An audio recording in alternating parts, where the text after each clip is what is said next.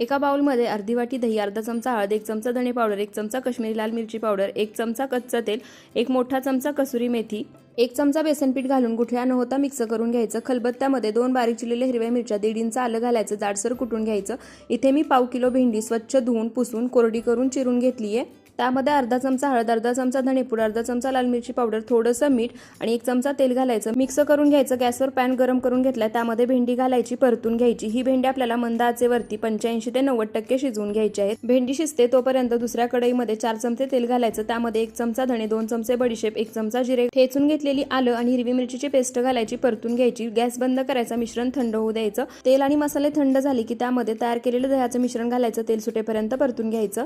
सोबतच भेंडीमध्ये 2 हिरव्या मिरच्या मधून चिरून घेतल्या त्या घालायच्या, पुन्हा भेंडी शिजवून घ्यायची। दह्याचं मिश्रण तेल सुटेपर्यंत भाजून झालं की 2 वाटी पाणी घालायचं, उकळी काढायची। भेंडीमध्ये सुद्धा 1 टोमॅटो टाकून गॅस बंद करून वाफ काढून घेतली, ती भेंडी घालायची।